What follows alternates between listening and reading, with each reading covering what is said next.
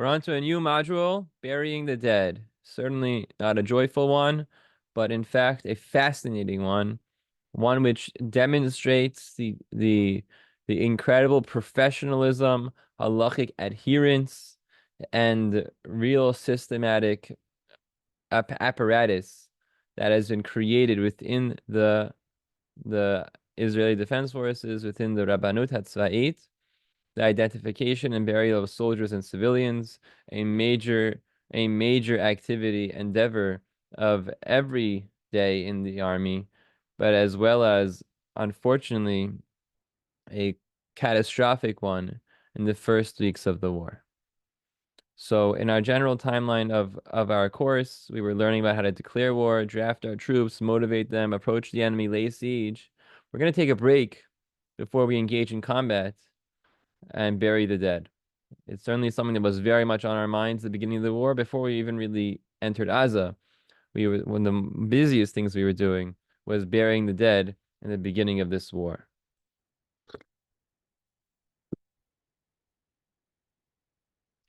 And unfortunately, this war is not where it started. Killing Jews is an international pastime, all too common throughout history. We're recording this in mid-November 2024. Just yesterday, there was a pogrom in Amsterdam where innocent Jews were run over and attacked, and I don't know who knows what else, by a mob of people throughout the city of Amsterdam in quite the catastrophe. The world is not sure it seems, how to respond to this yet. And it happens time and time again throughout history. It's nothing new. And because it's nothing new, the murder of Jews throughout history, a ubiquitous activity of non-Jews, leads to three major issues. Number one, the halachot of kevurah, of burial. Not always do people die or remain in one piece. And the halachot of avelut, of mourning. What do you do? When do you mourn? What do you mourn for? What if you don't have a body? What if you have parts of a body? What if you're not sure the guy's dead? You don't know where he is.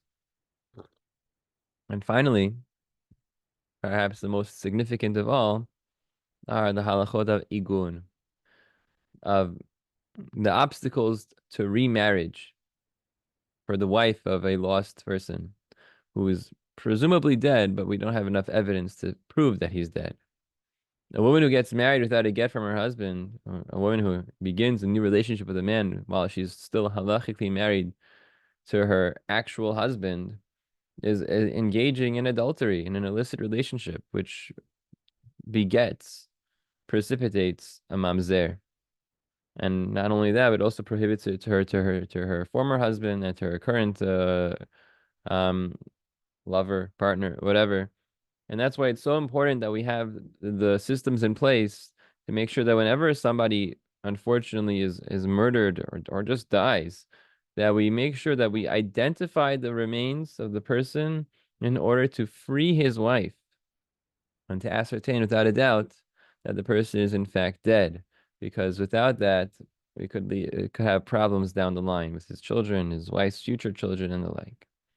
Unlike our other modules, which are primarily based in everything, Tanakh, Mishnayot, Gemarot, Rambams, all over the place, not specifically a specific sugya, this module is in fact very much rooted in basic sources.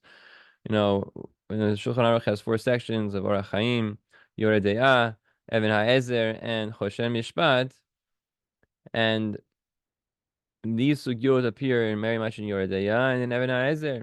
Yoreh De'ah is Hilchot Kivurah and Avelut. Even HaEzer is Hilchot Agunot. Relatively speaking, Hilchot Kivurah and Avelut is, although it's not a cheerful topic, is an easy topic. Simple Gimarot, simple Sivarot, not so much happening in the Rishonim that requires moving mountains to understand and to apply. But just as that is so easy, Hilchot Agunot in Siman Yud Zayin of Even HaEzer is colossally, murderously, no pun intended, challenging. One Siman could easily take you 6 months to 6 years, depending on how well you learn it. Siman Yud Zayin, really the end of Masechet Yevamot. And fortunately for us, the ubiquitous nature of murder of Jews, wanton murder of Jews, kidnapping of Jews, maiming of Jews, has led to a significant literature, a litany of sources that could keep you easily busy for years, where every posek in every community, in every situation, has a sorry story to tell about somebody who was murdered, and now they're not sure where his remains are. They're not sure if they have identified his remains or if there's somebody else's, and now we want to know what to do about his wife, about his children, their inheritance. It's very easy for somebody to disappear back then, hundreds of years ago. In the medieval period, a person would go on a business trip for a few years and come back. Little does his family know what has taken place. In the meantime, he could easily run away and marry somebody else and never come back. He could easily die along the way and never come back. They have no idea why he's taking so long. And there have been many stories over in history where somebody reappeared in a city and said, "Hey, it's me." After a few years, and nobody really recognized him, but he was able to identify everybody in his family and able to speak of his history, his life, and they assume that it's him. And he moved in with his wife again. Everything was honky dory until the real guy shows up and says, "Hey, I'm the real Reuven ben Shimon. That guy's an imposter." Unfortunately, a person would meet another person on the road, and they would learn about each other's lives. And another guy would say, "Hey, this guy lives in a fancy mansion. He has so much money. Maybe I should go in and become him." Maybe he would kill the guy and then go do it. A whole host of things could take place, and unfortunately, there's much of it that has been documented and recorded. That's the major sugya. And given that is the case, we have kivura with avelut and igun. We're going to discuss how the Rabbanut HaTzva'it, the Army Chief Rabbinate, deals with all these issues, starting with the identification of remains. Something that takes place in Israel's forensic lab in Tel Aviv, in the Abu Kabir neighborhood, is the identification of remains. But really, it takes place starting with the Gemara Nivamot. The Gemara tells us, how do I know if a corpse belongs to a certain person? It could belong to anybody. These things decompose. You see in the picture here, a table full of bones that were found on October 7th and are unidentifiable. So how do you identify something? Well, the Gemara tells us that we have to use simanim. There is a siman garua, a poor mark, a siman benoni, a medium mark, and a siman mufhak, a very distinct mark. And depending on the number, the quantity, and quality of simanim, that could lead to a positive identification. Whereas if I know somebody has a certain distinct mark about him, and I see that the corpse in front of me, the remains in front of me, do have that distinct mark, I can conclude that it is indeed the person that I'm searching for. Whereas if it's a poor level mark or a medium mark, not necessarily can I come to any conclusions. If you say the guy was wearing a white shirt with black pants and a black jacket and a head covering and glasses, and he even had a beard, you've described half of the Jewish people, half of the men in the Jewish people today. So you haven't really accomplished anything, Orthodox Jewish people. But anyway, you haven't really accomplished anything. So you need something more than that. So a siman garua would really be clothing, accessories. These things are subject to change.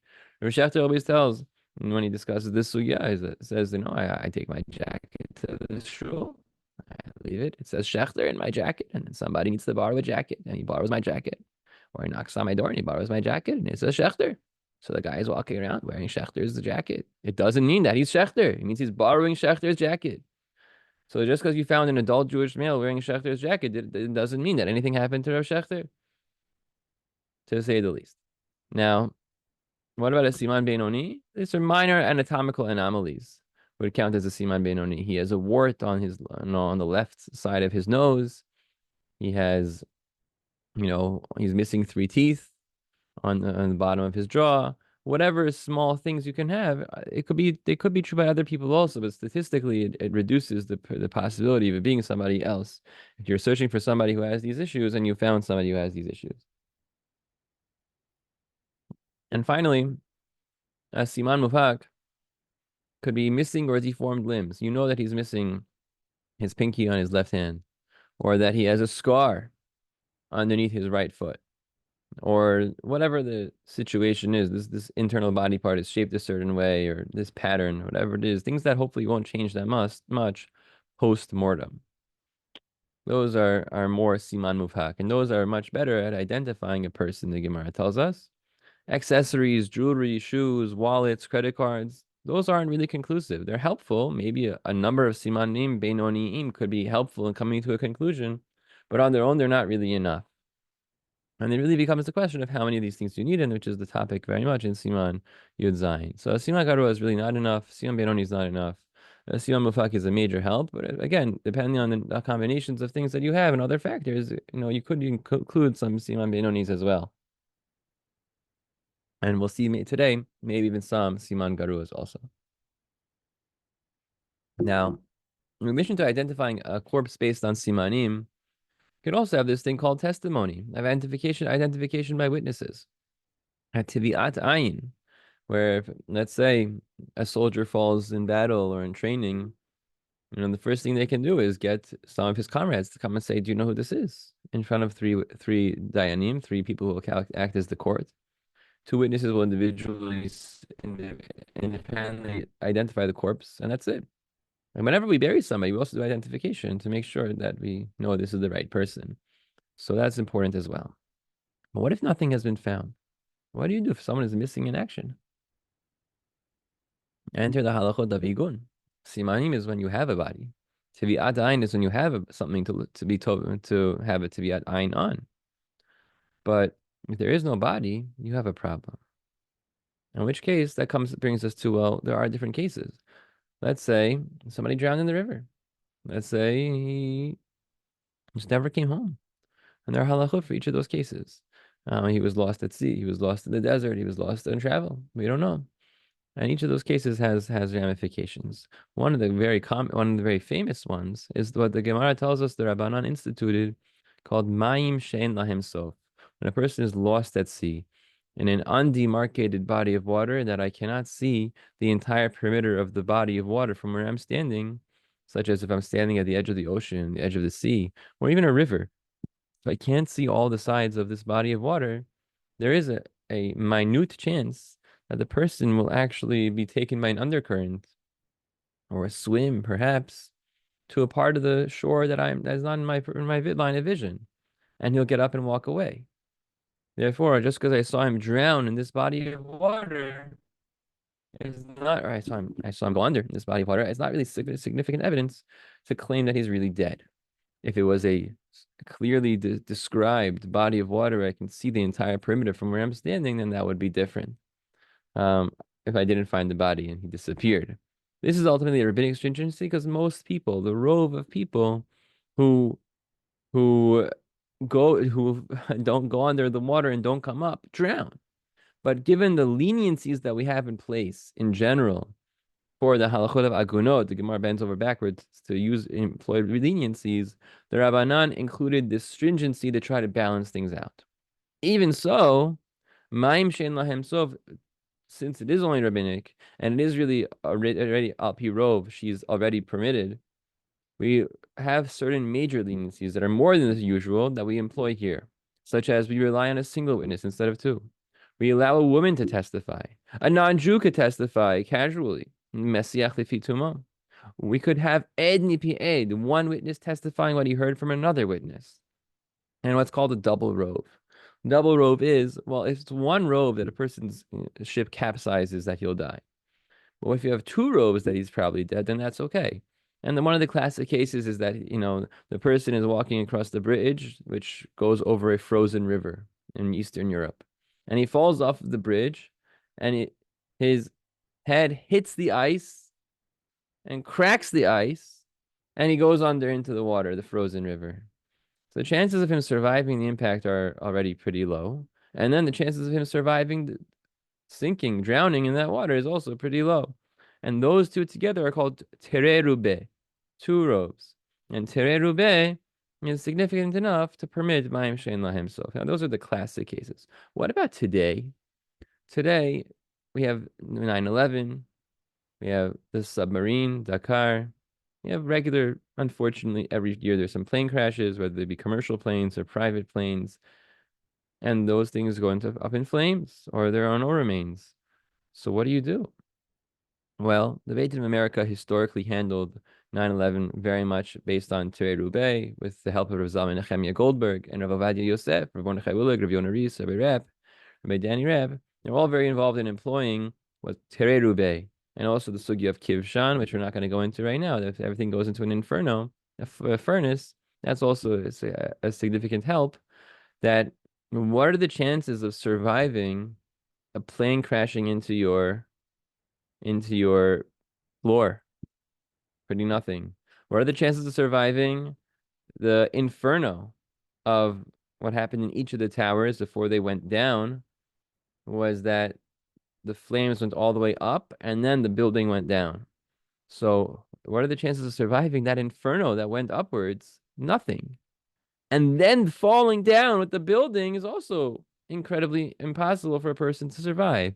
It was Trey or Talat Rube. It was already 2 or 3 robes for 9/11. And this submarine, Dakar, Rav Goren was involved in that one. And regular standard plane crashes, unfortunately, these all rely on the sugyot. These are all essentially Mayim Shein Lahem Sof, because you don't know if the guy was in the World Trade Center that day. You have to prove he was there. And the proof that we had there sometimes was that his credit card, his Metro card was swiped in the station underneath. The proof that we had sometimes was a phone call that he had called his wife and left a voicemail. Or in the phone call sometimes was that his non-Jewish coworker, who was a woman, called her mother and said that, yeah, Goldberg is here in the office with me. So the mother comes and tells us, the mother is a non-Jewish woman, comes and tells us that my daughter told me that Goldberg was there with her. That's Eid Mipi Eid, Isha, Eid Echad, Goya. Mamash, everything all together. So based on all the evidence that we had and the halachic constructs that we could employ, we permitted, I think, the 9 or 11 agunot of the 9/11 that came to the Beit Din of America. That's what it looks like today in standard practice. Now, what about in war? The army has this thing, the Rabbanut HaTzva'it, the army rabbinate has 3 roles. Number 1 is provides religious services to soldiers, whether that be running the tefillot on a base or for a unit, marriage, berit milah ceremonies, whatever the soldiers need in terms of religious ceremonies. Number 2 is maintaining the kashrut on the base. In the army, they don't allow cooking anything dairy in any of the bases. You're only allowed to cook meat. Because the moment we have a dairy kitchen, or try to have a meat and dairy kitchen, everything will fall apart. You're allowed to have as much cold dairy as you like, but you're not allowed to cook meat. And that is a pikuda, an army directive, whatever the word is in English. And if you violate it, you get punished. The army keeps kashrut, and it's the job of the Rav Tzvai, to maintain the kashrut on the base. He has to kashrut the kelim. Inevitably, not religious soldiers will bring their non-kosher food and warm it up in the microwave, and the rabbi has to come and be machshir the microwave. There's also Pesach, which needs hachshara of everything, turning over every army kitchen, cleaning out the chametz, all that stuff, running the seder. That's all in the Rav Tzvai.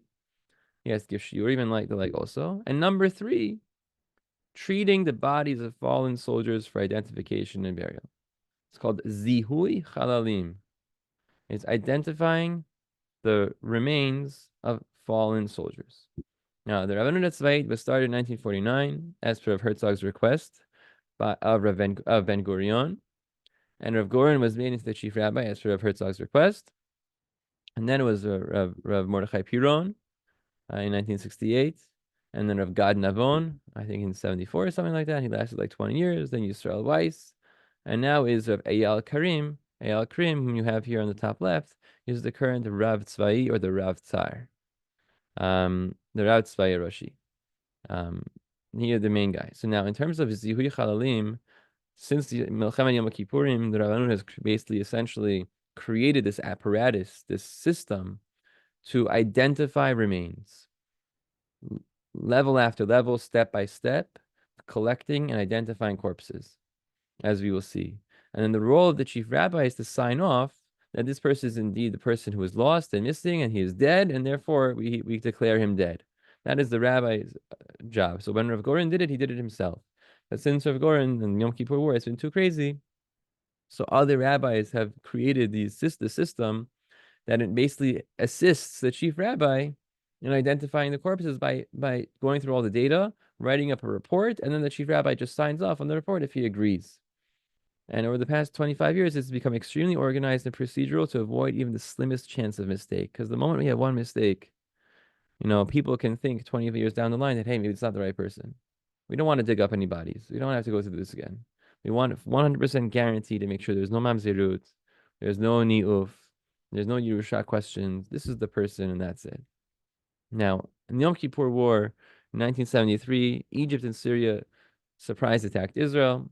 If you don't know the details, I highly recommend going to one of those great YouTube channels, Kings and Warriors, whatever, that shows you the play-by-play, step-by-step attack of the Egyptians, gives you the historical context for it, and then shows you how Ariel Sharon basically destroyed Egypt, and the other guy, I forgot his name, destroyed Syria and almost made it to Damascus. Mamash nisim v'niflaot, as we were surprised and sort of humiliated ourselves, but then Hashem gave us the strength and the ability to turn it around and completely wipe the desert with Egypt and cross the Suez Canal again the other way, going towards Egyptian cities in mainland Egypt, and really push the Syrians way back and almost get to Damascus as well.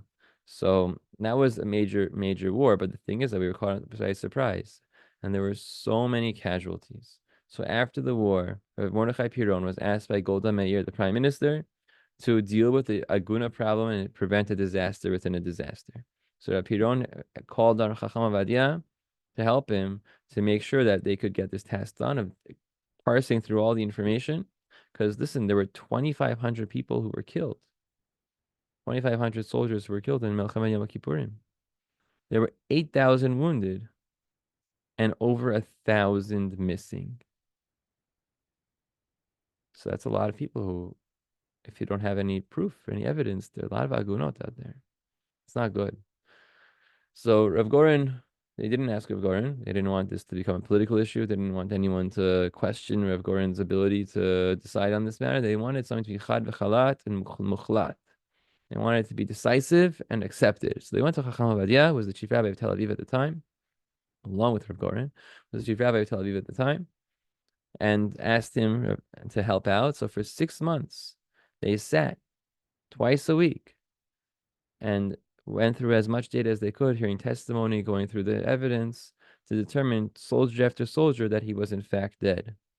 And with many sleepless nights until they resolved every case, Chacham Ovadia would cry because he would remember, this one. I remember I just tested him in Kerem B'Yavne right before Rosh Hashanah. And now he went to the battle and he died in Melchama Yom Kippurim. It was a very, very emotional time for Chacham Ovadia. He knew some of them personally. And especially when we were hesitant, he would get even more emotional. And he would really put his life on the side. Stay up all night long. Chacham David Yosef has many stories about this. Chacham Yitzchak Yosef has many stories about this. He would delay surgery because, listen, if I can't help this aguna, then who will? I don't want to die in the surgery that he needed or whatever it was. So that was Chacham Ovadia, and the result was that there were 0 agunot. Chacham Ovadia was successful, and I think they made it down to 1. They went through all the evidence, and there was only 1 that they didn't have any evidence for. I think the story goes is that at the end, well after the war was over, when there was an exchange of prisoners of war, they went to go check if he was going to get off the plane, and then everyone got off the plane. They're like, he wasn't there. They were very upset. And then one random guy just got off the plane, like, oh, who are you? And it was the guy who was missing. It was the last one. And it was 100% success rate. They weren't matir his wife. And it turns out he was still alive. Chacham Ovadia had tremendous siyata d'shmaya. And it was all those years of nonstop learning that created the person who was able to meet the Jewish people's needs at that time. Now, what counts as a siman mufak in the army? Well, over the past 20 years or so, every soldier has his DNA taken. That helps us, but that wasn't always the case. And even before that, we knew there's this thing called I forgot, it's something orthodont, some sort of orthodontics, orthodontry, whatever it's called, that they dental something that they forensics they check the teeth based on X-rays and former molds of the teeth to make sure that it matches that of the remains, and because teeth are some of the most enduring parts of your body. Rav Ovadia was even willing to rely on dog tags, although the nature of dog tags is pretty not good because you get in trouble if you don't have your dog tag, and if you need to borrow a dog tag, you'll borrow someone else's dog tag. So it's not the best proof, but he was willing to rely on it in some circumstances. Today we wouldn't do that because soldiers really regularly trade dog tags. They're not so good. Apparently the dog tags in the boots are better because those they don't trade with each other. It's in the boots. I'm not sure what that means. I've never had, unfortunately, one day Be'ezrat Hashem, but I haven't yet. And I think there was a story that the guy, you know, they had found a ring, with a date and a name, and they quickly looked up the guy in the Rabbanut registry for weddings, and they found out that he got married on this date in this place, and it must be him because who else would be carrying that ring? Certainly pictures would be helpful as long as it's before there's too much decomposing. But those are all questions of what counts as a siman muvhak. It also is very important. Unfortunately, the Rav has a couple teshuvot in Chelik Vav of Yabia Omer about Mayim Shein Lahem Sof, where he discusses, when we launched Operation Moked, which was when we bombed the Egyptian Air Force, and then other times when there were Air Force attacks, there were planes that were shot down. And there were people in Operation Moked in the first day, the first hours of the 6-Day War, who witnessed their comrades being shot down and crashing into the Suez Canal. At that point, you can't go back for the guy. And they were told not to go back or help the guy. So that kind of thing requires giving testimony. And then Chacham Vadia says, well, okay, being shot down, also in Lebanon, Syria, there was also the same problem. The planes were shot down and they couldn't retrieve anything. So, well, being hit by a missile is one thing, and then crashing down on the ground is another thing. So as long as he was still in there, we could declare him to be dead. It's also kivshan, but it's also treiruve. It's important to know. Now, today in the Rabbanut, even from the 6-Day War, we had this thing called chilul, and in Yom Kippur, we had this thing called chilutz chalalim, which is retrieving the bodies, is extracting the bodies of fallen soldiers. So today it's a special unit and requires that sometimes under the cover of fire, but better when there's a ceasefire, to go in and get rid of the bodies, to take them out and send them for identification. We haven't even discussed identification yet today. But the first thing is when somebody is killed, we get his body. And sometimes it has to be on the pitch black under the cover of fire with protection from other soldiers. What about on Shabbat? Can you retrieve a body on Shabbat? Well, the Gemara tells us bodies are muktzeh. So how are you supposed to get them? Well, the answer is, if Rav Neriah Gutel and others tell us, Mordechai Halperin and Moshe tell us, that in the middle of the war, we can't really not collect a body. Because if it's on the path to the battlefield or in the battlefield, it's very demoralizing for the soldiers who are going in to see that there are dead bodies everywhere. The smell of the bodies is so bad. So, right, the Gemara Torah tells us, Lo nacham Elohim derech eretz Pilishtim ki karovu. Hashem didn't send us, the Jewish people, straight through Gaza into Eretz Yisrael, but rather the roundabout way, through Ammon and Moab, to get to Eretz Yisrael, because to see the dead bodies of the Bnei Ephraim in the desert would be demoralizing for them. But Navi tells us that Asael was killed by Avner, and it was a horrid sight. The soldiers took a step back. Amasa was killed by Yoav, and all the soldiers were frozen until Yoav unfroze them. A soldier can get very, very perturbed from the sight of a murdered soldier in front of his face. And for that reason, it's so important, even on Shabbat, to retrieve bodies. So the morale and the smell can really bother people. Mordechai Halperin says, however, you have to make sure that you're careful. Just because somebody told you to do something doesn't mean exactly what needs to be done. During the Yom Kippur War, he was told that there's a serious stench of dead bodies around a certain unit, and we should go and get them. So they went, and it turns out it was a few dead dogs. They didn't really clarify before they went what it actually was. So it didn't warrant Chilul Shabbat. Also, even if the Chilul Shabbat is warranted for the retrieval of the bodies, it doesn't mean you can write down the information about the identification. That doesn't override Shabbat. So Mordechai Halperin says one time they had to go and retrieve 70 bodies in the Yom Kippur War, but they couldn't write anything down. So each person who was there memorized all of the information he could and then only wrote it down after Shabbat. You have to be so careful, though. It's a danger zone. He has stories of being attacked by Egyptian commandos, Egyptian warplanes, so Mordechai Halperin. And also poor leadership sometimes can really make things much harder. There was a difference between the Yom Kippur War and the First Lebanon War, and that the Yom Kippur War, they fought under fire. They had to go and get the bodies under fire, whereas they only went for the Lebanon War during the ceasefire. So during the ceasefire, there's no need to be Mechal Shabbat, but during the Yom Kippur War, there is, because it's an active war. That's an important distinction to make. Rav Goren had some leniencies, but they were not so compelling. Other than maybe saying, like, so if they get the body of one of our soldiers, they'll use it as a bargaining chip, and that's also pikuach nefesh. But we kind of discussed that when we talked about the Hannibal Directive another time. Now, in terms of the Rav Tzva'it in the field, he has to do three things. So when we have a body, we need to make sure that we identify it. So we got a Beit Din of 3 people, including the Rav Tzva'it, and 2 others who are hopefully Shomer Shabbat, they better be, and 2 witnesses who are Shomer Shabbat to come and tell us, this is the guy. And they clean up his face, and they have one witness at a time look at him and identify this is so-and-so. In addition, the Rav Tzva'it has an app on his phone that checks fingerprints. He has a special adapter for fingerprinting, and then the app connects to the Rabbanut HaTzva'it's database of all the fingerprints, and actually confirms that this is the right person. Today, every soldier has his DNA taken, his fingerprints taken, his teeth pictures taken, in order to help us with this thing.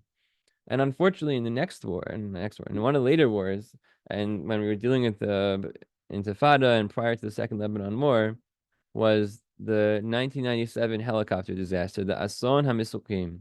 The Masok is the helicopter. The Ason was there was 2 helicopters that one was going, I think, into Lebanon, was coming out of Lebanon, and they hit in the middle of the night. One of them crashed into a residential home. There was no one there, Baruch Hashem. The other one into like a swamp. Unfortunately, there were 73 casualties from these 2 helicopters, and there were no survivors. The rescue teams arrived at like 1 in the morning, but it was too late. There was nobody to rescue. They just had to pull the bodies out, and they were there until 3 in the morning, doing the initial identification and then sending them off to the next steps. 73 casualties means that the entire country is in mourning, because who doesn't know one of those 73 soldiers in one way or another? Now, as you mentioned before, the bodies go off to a processing forensic center to make sure that everything is good before burial. This was one of the episodes that sort of showed us that we need actually more than one center, more than just Abu Kabir in Tel Aviv. And the next thing also, the Lag BaOmer disaster in 2021 showed us that we need more locations to be able to multi-thread the process of identification. Because the 45 people who were killed who died on Lag BaOmer 2021, Thursday night, they were brought to Abu Kabir in Tel Aviv Friday. And then there were families outside on the streets who were trying to figure out if their children were inside. So Rav David Lau heard about this, and he drove over to Tel Aviv from Yerushalayim. He walked in, and he tells the stories. He walked into Abu Kabir. He sees somebody with a body bag, and he says, "Let me show you something." He puts his hand in the body bag and takes out a wallet.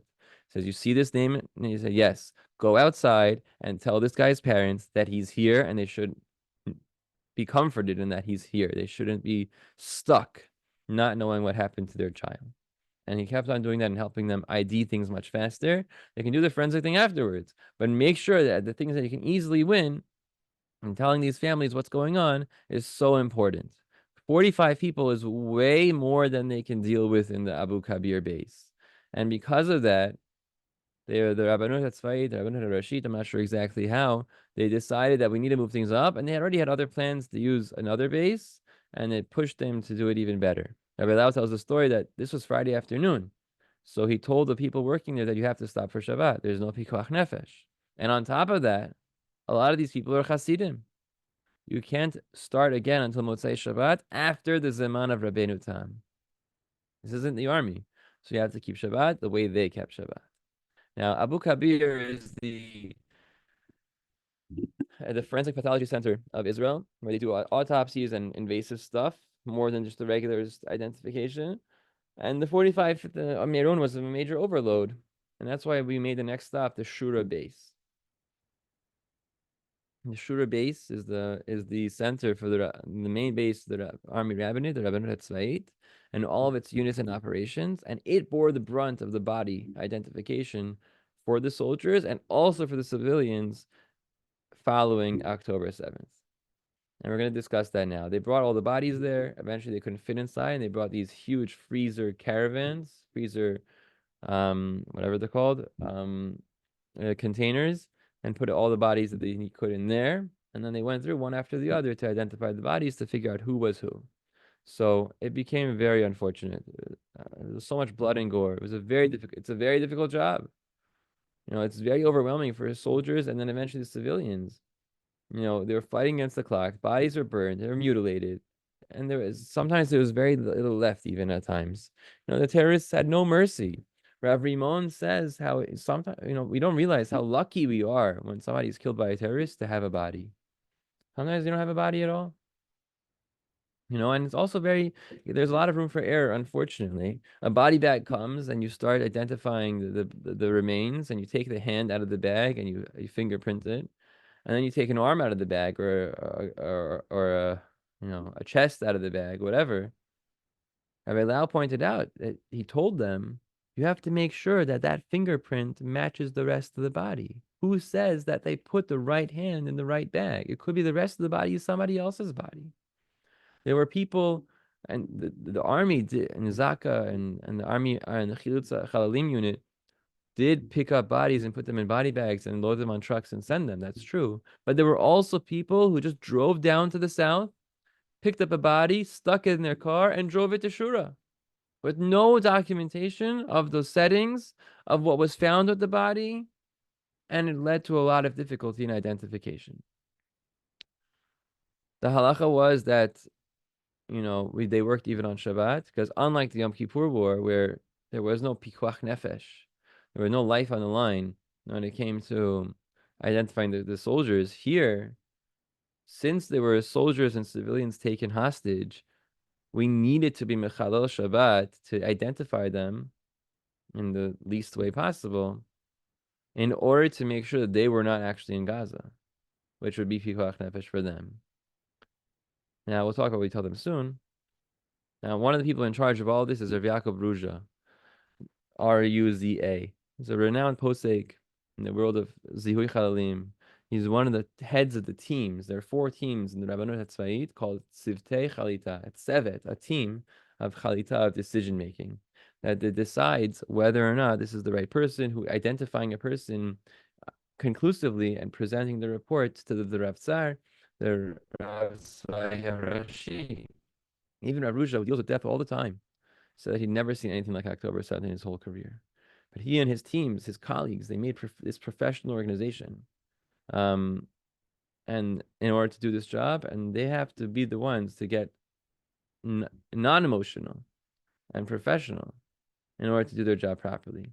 Some other notable group leaders are Rabbi Dr. Mordechai Halperin and Dr. Neriah Gutel, Rav Neriah Gutel, who were the feet on the ground in the Yom Kippur War also.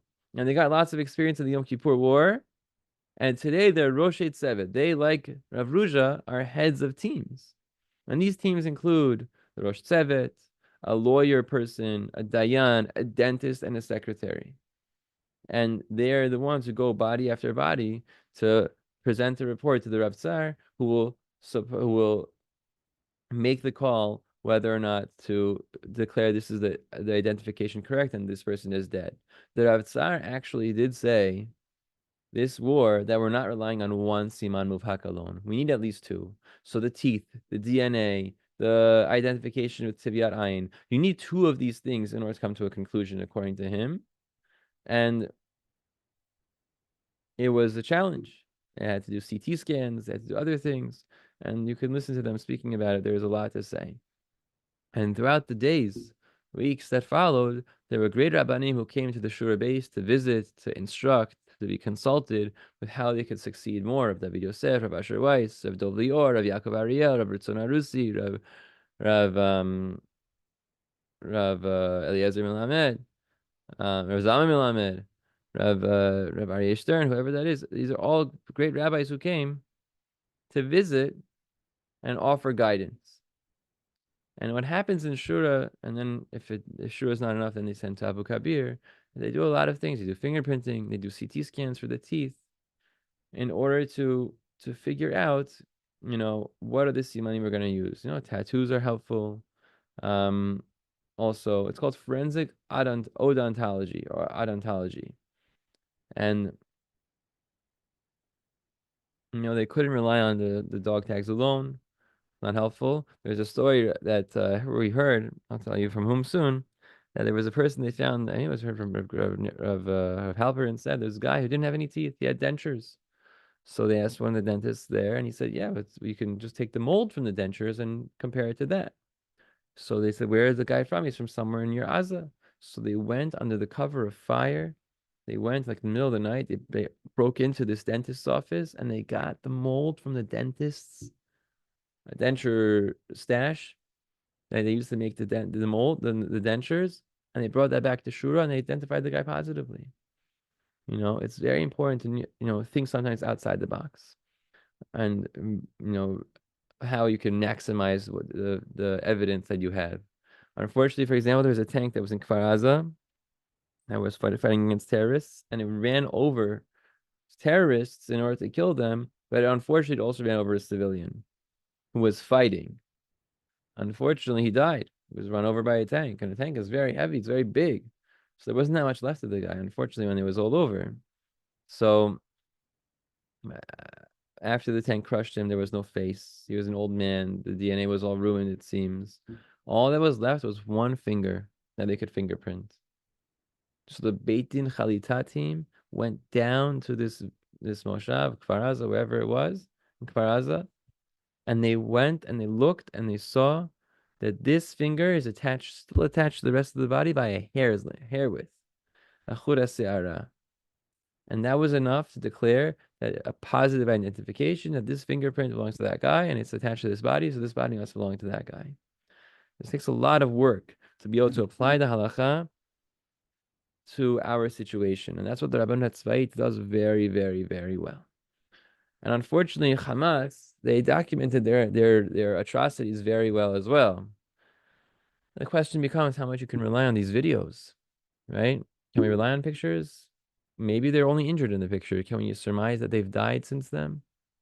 Because if we see, let's say, a picture of somebody who has one of his Evarim Shanishama Tulia Bahem, he has a gash in his chest, most likely he's going to die. Maybe he's missing a certain amount of his body, and most likely he's going to die. So as opposed to, let's say he's missing a finger, most likely he's not going to die. So can we rely on security cameras, body cameras of dead terrorists? There's a lot of careful analysis here about what we can rely on, what we cannot rely on. Halakha l'maaseh. And in some cases, somebody had called and said, I'm in Kfar Aza, I'm wherever I am, and I saw that Ploni was killed. And then that person himself is taken hostage. So we never had a Beit Din accept his testimony. Can we rely on it? What if the videos only show before and after the shooting? Maybe there's a deep fake going on. If you don't actually see him being shot, maybe it's a deep fake. It's not actually dead. It was just it was just edited to make it look like it was killed. So some point out that at least here it's very helpful because I see that he's wearing a certain color shirt, a certain color pants, and then I found the body with that.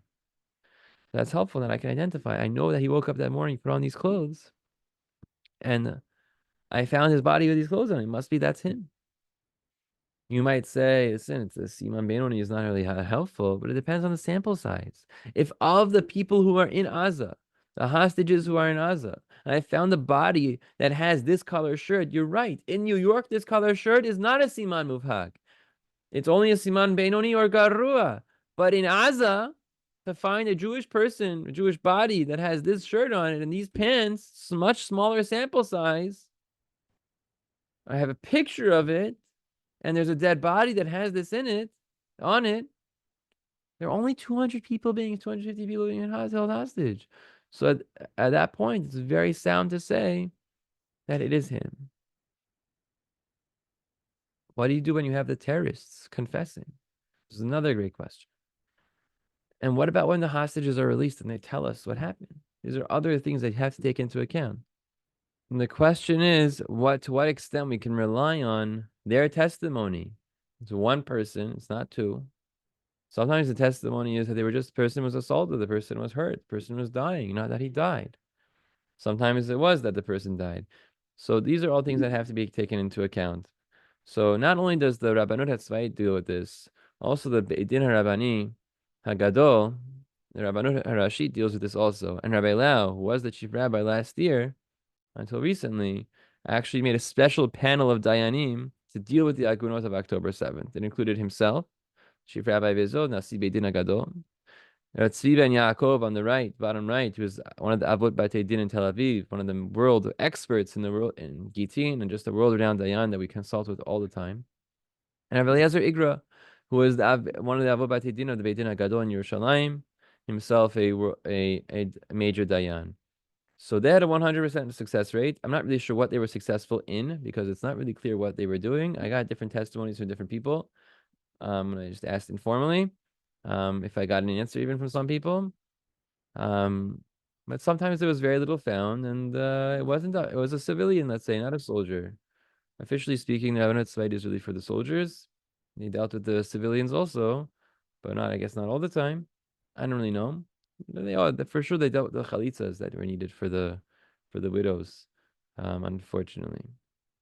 Now, and also the tziftei chalita, also the tziftei chalita and the Rabbanut HaTzva'it are great rabbis, great poskim, but they're not necessarily, av beit din material.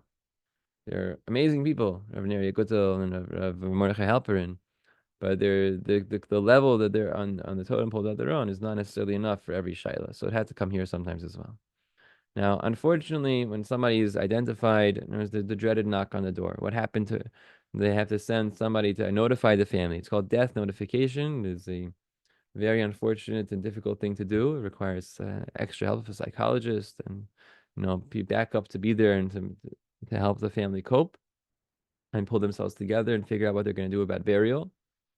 And in a war, it's a matter of national security. On a regular weekday, if somebody gets killed, you can't tell the family on Shabbat. Or maybe you can. But for sure in a war, it is. Because I'm going to tell you Mechalel Shabbat to tell the family. Because if you don't tell them on Shabbat, someone else will. It's really a race against time. The media will tell and gets out. People post in WhatsApp statuses, WhatsApp groups that almost so-and-so was killed, and it makes its way to the media, and then everyone finds out about it. And it's a race against time. Because if Zaidi or Bubby finds out that their Shefala, their Babala was killed in war, they'll have a heart attack. The best thing to do is to have a medical team there and say to them nicely, rather than them finding out through a WhatsApp group or through the news. Letting the family know even on Shabbat is so important. And even in a regular terrorist attack, there's Zilberstein and others say there's reason to move things along on Shabbat because people's lives could really much be at stake. Seeing a dead body in the streets, for example, it's very difficult. It could be a medical emergency. It's wise to have an ambulance nearby to respond as needed. If it's just on base, though, you just cover the body and you do shmirah on the body. If non-Jews, we don't do anything for non-Jews on Shabbat. If the terrorists who try infiltrating into the country and they get killed, we don't move their bodies on Shabbat. If you're afraid they're going to get taken, you put soldiers there to stop them from being taken. We don't move bodies on Shabbat without any need. Oops. So here you have a picture of a Mr. Danino who unfortunately found out that his son was killed through the media. He wished, and he says, "The retzach shelanu kimishpacha." They killed us because we found out about our son's death through the media, let's say at 11 p.m. And we only got a phone call saying that, or a knock on the door at 3 a.m. And those were the hardest 4 hours of my life, even a year later, he says, or 6 months later, whatever it was. Now that we've identified our bodies, we've retrieved the remains, we've identified them, and we've notified the family, the next step is the kivura, the burial. The Rabbanut HaTzva'it ensures proper kavod hamet with kedusha. It's a whole sheila what has to be buried. Anything with blood on it has to be buried. But then that became a big problem because the cars of all the people who were killed in their cars are filled with blood. What do you do about all the seats in the cars? Do you bury the car with the seat? Or maybe you cut out the leather of the seat with all the blood in it and you bury that with him instead. This was a machloket between Rav Ruza and Rav Lau earlier this year. What about kivura? Let's say they're from Be'eri and they want to be buried in Be'eri. So there's a whole discussion between Rav Ruza and others. Do we bury them in Be'eri now? We can't. Do we bury them somewhere else now? Or do we bury them al Tenai? For now, we'll bury them in one place temporarily, and later, when we have Be'eri back, and normally we'll be able to rebury in the Be'eri cemetery. Okay, great. Who's going to pay for that? This also became a question. These are discussions that people have had. Now, what happens to them? Their neshamot? Well, based on this parak in Tehillim, that Ba'u Goyim ben Achalatecha, Timur Hechal Kodshecha, the Goyim came and trampled on our city, on our Yerushalayim, in Eretz Yisrael, and the corpse of our Hashem servants are food for the birds, Ninatenu, and Nivlad Avadecha, Ma'achala Of Hashamayim, Besar Chasidecha, Lachai Toyar, the flesh of your pious ones, to the beasts of the earth. The Gemara in Sanhedrin learns that people who are killed essentially al kiddush Hashem for the sake of being Jewish, even if they're Amei Haaretz, even if they're not that observant, they go straight to Shamayim. They weren't Hasidim before, but now that they are killed al Shem Shamayim, they are become Hasidim of Hashem. Shavchu damam kamayim sivot Yerushalayim ein kover. It's so miserable, so sad. But we know that the Rambam tells us that someone like this, Kidesh et Hashem, he was killed al Kiddush Hashem, and he has a place in Shamayim where nobody else can reach. If you look in Rav Shmuel Eliyahu's new Sefer Hilchot Milchama V'Shalom, he actually describes through all the different levels of Shamayim and Gan Eden and tells you where exactly they go. So our class had this presentation. In this module, we also had a presentation from Rav Aviad Goldvich. Rav Meir Goldvich, the Rosh Yeshiva, has three sons, Rav Itiel, Rav Eliada, and Rav Aviad. Each one does his amazing things in life. For our purposes, we met with Harav Aviad Goldvich, who's a captain in the army in the Rabbanut HaTzva'it, and he told us all about his time on October 7th, on October 8th, the weeks that followed, working in Shura, and seeing the first truck come and being overwhelmed. And then another truck of bodies came and then it was overwhelming. And another one, and another one. And then working around the clock to make sure that they can ensure the kivura of 85% of those guys from Sunday to Shabbat. Before Shabbat, they had finished burying 85% of them. Because he really worked like a machine. He needed to get those freezer containers. He needed to get truck and get vans to move the bodies to get them to burial. He needs to get drivers for the vans. He needs to arrange the funerals. He did so much.